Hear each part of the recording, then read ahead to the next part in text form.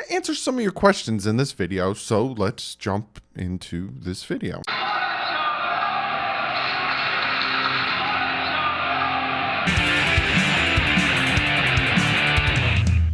What is up, Finn fans? Yes, this is a Q&A video. I haven't done one of these in a very, very long time, but here's a little behind the scenes, a little fun fact, a little whatever you want to call it. I was trying to make a video the other day. I reached out to you guys on Twitter. If you haven't yet, be sure to follow me on Twitter. I said, hey, who wants to be in comment of the day? Get at me with some questions. I was going to do mock draft 2.0. I think this was last night or the night before. I don't remember, maybe Friday night. And you guys killed it with the comments and the questions. And then while I was trying to do the mock draft, I was doing a fan speak one, and the pop-ups and all that stuff were just absolutely killing me. We're making it not fun, making it look messy. And I was like, no, I'm not doing this today. I'm not going to force it. It's just looking really bad. But I loved the comments. I love what you guys were asking for comment of the day, and I had a hard time picking one. So I said, screw it. We're going to do a Q&A about the draft, about whatever you guys want to ask. And I also went to the community section on YouTube, and I said, give you guys a chance also that don't have Twitter. Get at me with some questions. Let's do a Q&A. So I got a ton. I got like 18 plus comments here, maybe more. So I'm just going to run through them. I'm going to try not to do my normal Doug thing where I talk for 5 hours, try to get to the point, get to the answer of the question, try to get to as many as I can. I want to answer as many of you guys' questions as possible. And just so you know, Tuesday, me and TD are doing a live stream together. So be sure to come hang out Tuesday, I think around at 2 p.m. Come hang out. Also Saturday, we're doing a live stream. So if I didn't get to your question today and you asked one, come hang out Tuesday and Saturday, and I'll be sure to get to your question. So let's jump into this, right into it. And this one's going to come from Word of Mouth. Love the name. He says, Doug, can you tell fans that we failed Marino as a franchise? We only got to one Super Bowl with him, in which we lost to Montana. We haven't been back since 83 and won since 72. My question is, do you think Chris Grier and Flores will get this right? I'm not confident, but hopeful. Very good question. With the whole Marino thing, I think most of us Dolphin fans, diehard Dolphin fans, know, yes, he didn't never win a Super Bowl. Yes, he did have to go up against Montana, Jerry Rice, and that 49ers team. Yes, we didn't technically help him out as much. I'm not going to get into that. I might make a video on that on its own. But when it comes to Chris Grier and Brian Flores, it's better to be surprised than let down. I'm very hopeful, and I'm hoping that Chris Grier saw what he did with the past drafts and thought to himself, I've slacked here. I slacked with certain players, certain areas, certain schemes. Let me bring in Allen. Let me bring in McKenzie. Let me bring in some more scouts that can help me.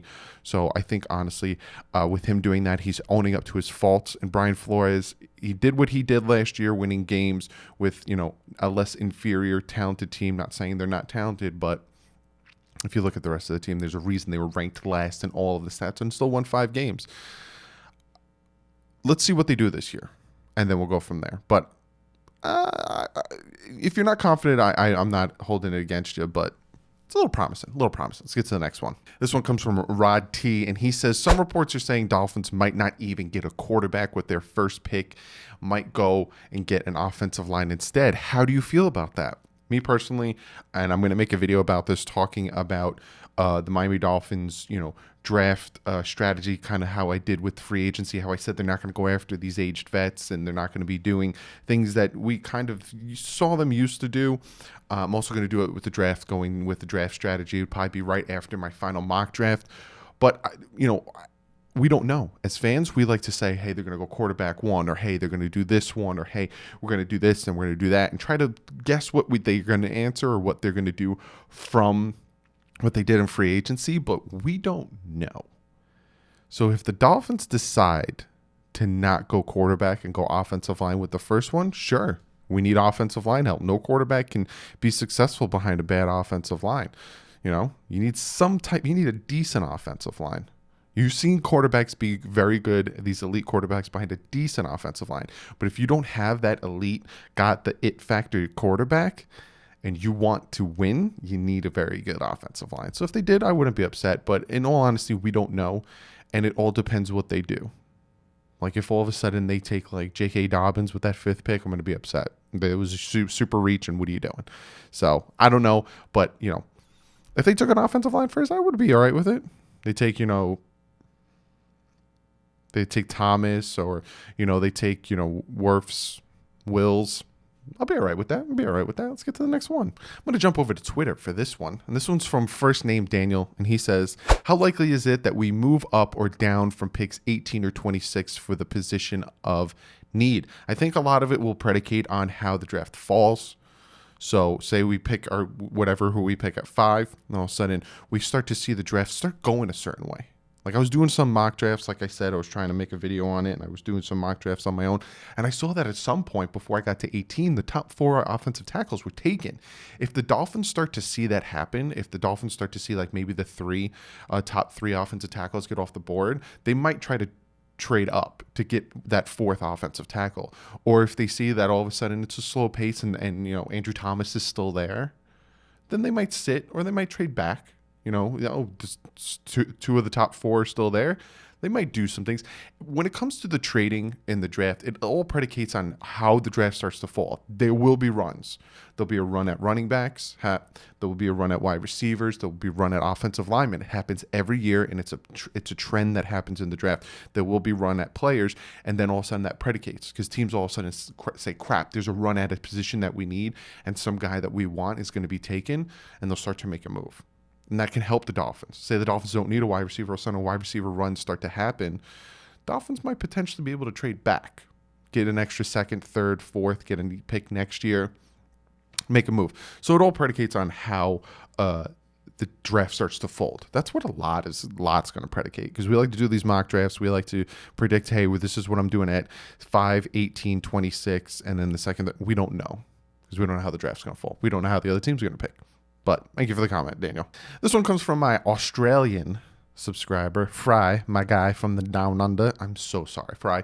And this is what he has to say. Hey, Doug, love the content. In those two videos you tweeted about today, he was placing ball accurately, accurately? For quarterbacks say you place the ball between the numbers. So where his throws high, cheers for being available to chat to your fans. Thank you, Fry. I probably butchered that trying to read it. It is just a little side note, it's very late while I'm recording this. It's about 2 o'clock. Ball placement, yes. A lot of times you want to, it depends on the route the quarterback's running, right? If the quarterback is running a fade route, you want to put it over his shoulder so he can catch it and keep going, right? If the quarterback's doing an out route, you kind of want to put it in front of him so he can put his hands out, grab it, and either keep going, turn up the field, or put it out so he can only catch it at the sideline, get those toes in, boom. The comeback routes is where you want to kind of catch him in between the numbers. So it's all about the route that the receiver is running, where you want to place the ball. Also, it all predicates on where the corner is on covering. So say he's running a fade, right? He's running a fade towards, so you're the quarterback, so imagine you're facing me. Toward the right, he's running a fade, and you notice that the corner is staying on the wide receiver's right side. You're going to throw a back shoulder pass to his left. So either he's going to catch it, he's going to have to turn his body this way and catch it, or he's going to have to do one of these and catch it, or no one's going to catch it. So it all predicates on the route, where the corner is, and all that stuff. So, Fry, I hope I answered, and good day, mate. This one comes from Patrick, and he says, who is the number 1 running back in the Finch draft? I was hoping for the kid from Wisconsin, Taylor. I like Taylor. I like his speed. I like his physicality. Things that worry about him is the wear and tear, because he did run a lot. I'm actually hearing that it's J.K. Dobbins, because they did bring him in with Love before the whole whatever you want to call it, because I can't call it anything. So I'd probably say if I'm going to guess with the Finns, it'd probably be J.K. Dobbins. I do like Taylor, but I also like Swift. They pick any of the 3, I'm happy. I'm going to jump back into YouTube verse. This one's from Slot, and he said Slot. And he says, do you think Rosen will be the next Matt Moore, a good career backup that could win a few spot starts? Or do you think we trade him, cut him, or something else? Now, Rosen, the difference between Matt Moore and Rosen, right? They both have that arm strength and the arm strength and the power behind their throws. But Matt Moore was that rah-rah guy. Matt Moore was the type of guy you wanted to get behind, right? Matt Moore also was a gunslinger. He would throw interceptions, but he'd also throw crazy touchdowns. Josh Rosen still needs, the thing with Josh Rosen is he still needs to get to the speed of the game. He still needs to get this together. This is the thing that's holding him back. And he also needs to not beat himself up when he makes mistakes. He could work on that. He gets that stuff done. He could be a really good quarterback. When it comes to the Dolphins, I don't know. He'll be on the team in camp. He'll compete. And then we'll go from there. I hope I answered it somewhat. Sorry. This one is from Jason. Jason says, if we draft Tua, just saying, will he ask Dan Marino to wear number 13? This is going to be a very quick and simple no. Dan Marino is 13. 13 in the Dolphin uniform will always be Dan Marino. Tua will never wear it. Quick, simple, no. Now we got Finn's Dynasty, and he says, what do you think a realistic record will be for the Miami Dolphins in their next season? Do you believe we have a chance to make the playoffs? Yes. There's always a chance for a team to make the playoffs. You will have the Debbie Downers or the negative people or in the NFL or anywhere who will say, no, you sucked last year. There's no way the Dolphins are going to do any better. There's no way the Dolphins are going to make the playoffs. Anything is possible in the NFL. Anything is possible. Look at the Colts. The Colts were poop, and then they made the playoffs. I think they won the division that year with Andrew Luck. Dolphins went 1-15, 11-5. Anything is possible. It all predicates on the team you bring in, the coaches you bring in, and your offense and defensive line. I've said this time and time again. If the Miami Dolphins could produce a top 5 offense and defensive line, they will win the division. And when they do, watch. Point it out. Be like, hey, Doug, they just produced a top 5 offensive defensive line. And I'd be like, and what's their record? And you're going to probably say like 11-5, 12-4. But there you go. What'd I say? So I don't know. I'm not one to predict. I'd be happy with 8-8 because it shows growth and it shows, we're getting there. I'd be ecstatic with 11-5 winning the division, 12-4. But can they make the playoffs? Yeah, why not?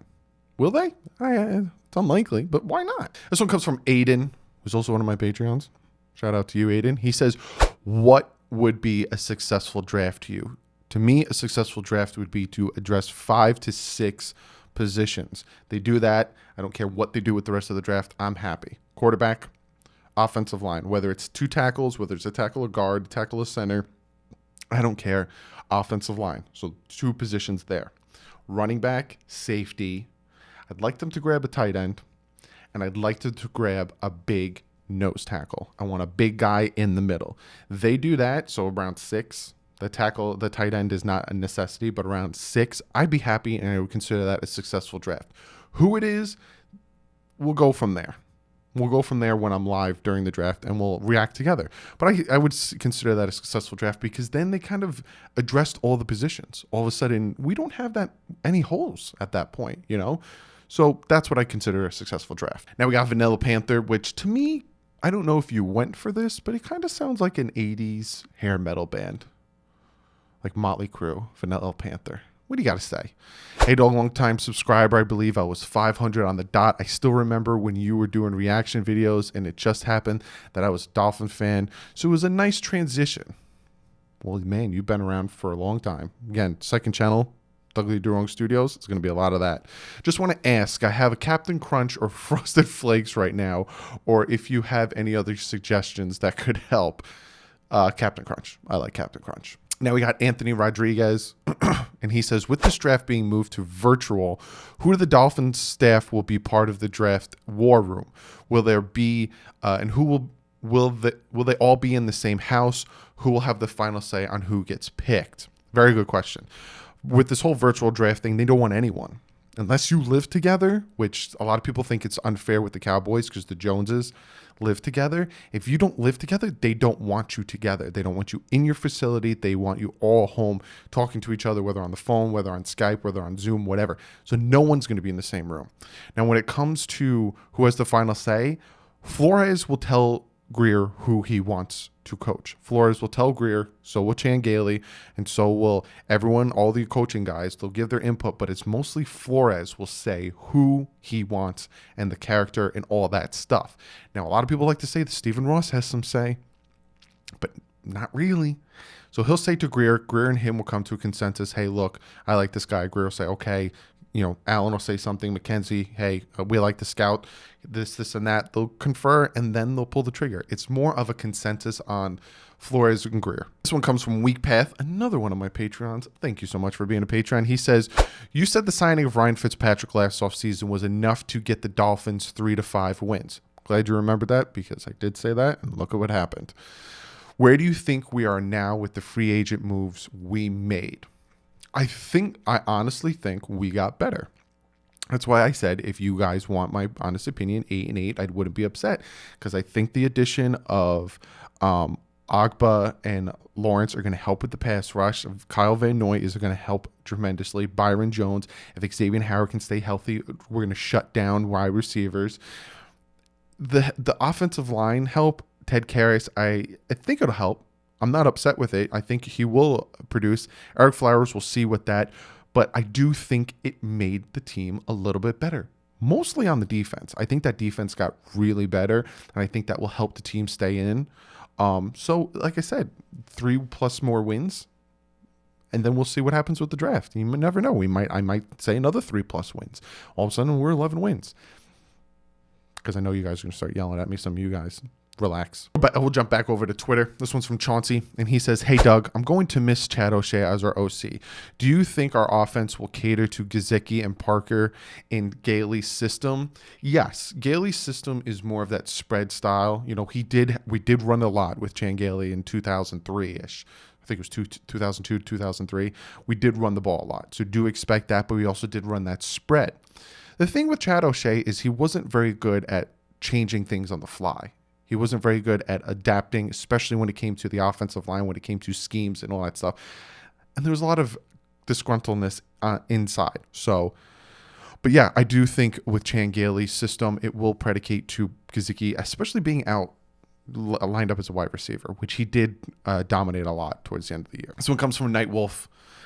This is what he had to say. Doug, here's my question for the comment of the day. What is the bigger risk in your mind? Tua and the injuries, or Love and the inconsistencies? Now, if you guys know, there was that whole thread of the doctor talking about Tua. I'm not going to really talk about that in this video. If you guys really want me to, I will talk about it, but you can just follow me on Twitter and read it and come to your own judgment on it.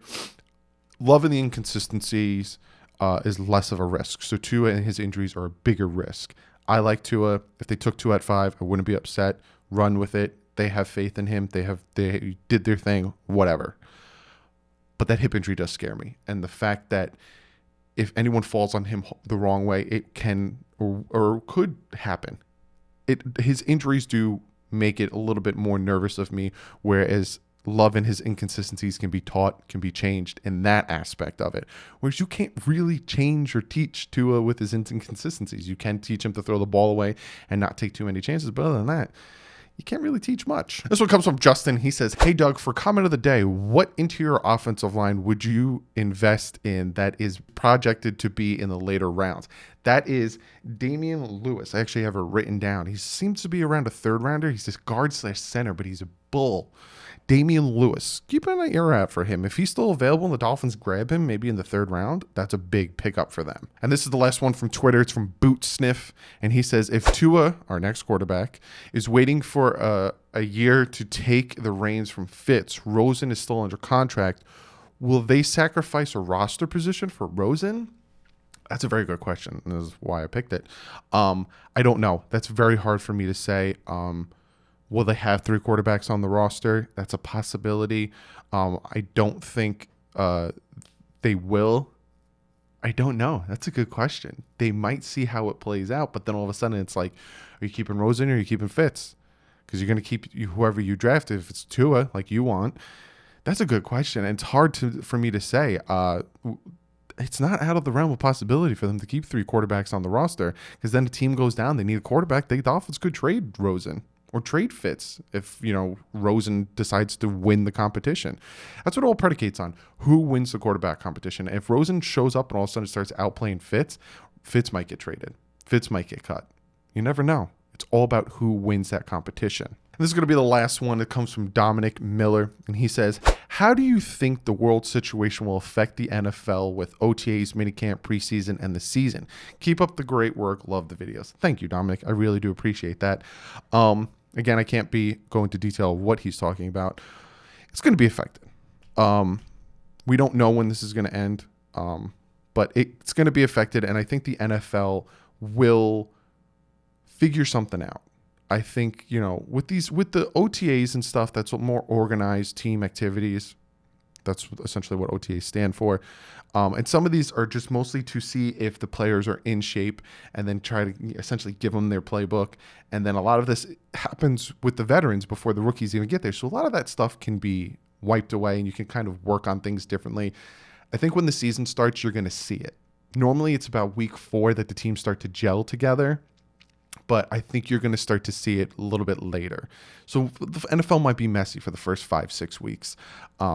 But yeah, thank you all very much for all of the comments. Again, if I missed any of your comments, or if you got in the comments in late before I started screenshotting these and doing all this stuff, me and TD will be live Tuesday, 2 p.m., and I'll also be live Saturday at 1 p.m. So you have 2 chances to catch my live stream. So be sure to check that also if you guys want to get in here. I took about half of these from Twitter, so be sure to follow me on Twitter. I tweeted out the whole chain of tweets about Tua and his injury, so be sure to check that out. My Instagram, all that stuff. Also, check out the Bit Boys. That's my second channel. And like I said, I'm working on another channel, DouglieDoWrong Studios, where I'll talk about the other things, do my skits, all that other stuff. So be sure to go over, check that out, hit the subscribe button if you like what you see. Other than that, give this video a thumbs up. Guys, we're getting very close to the draft. I'm going to do maybe 1 or 2 more mock drafts. I'm going to do my final mock draft the week, kind of give you an idea of who I want, where I want them. And then I'm going to give you guys my mock draft strategy for the NFL draft strategy for the Dolphins, probably the day before the draft on the 22nd. I'm going to make that video. So I got a lot planned. So give this video a thumbs up. Draft's almost here. I'm going to live stream it. Hope I checked all you guys there. Also, check out DolphinsTalk.com. Great site I'm associated with. Content galore. Go check that out. Hit that subscribe button. If you don't hit the subscribe button, you won't be hanging out to watch the live stream draft with me. You won't see the videos. And I do OTAs. I do all this stuff. So be sure to hit that subscribe button, hit the bell so you get notifications when all that stuff happens. But other than that, I will see you guys Tuesday, 2 p.m. live with TD Fins Talk. We're going to chat it up. Me and him are going to talk. I'm going to pop some of your questions up so we can answer your questions. It's going to be real fun. So see you guys Tuesday. Other than that, stay classy. Fins up.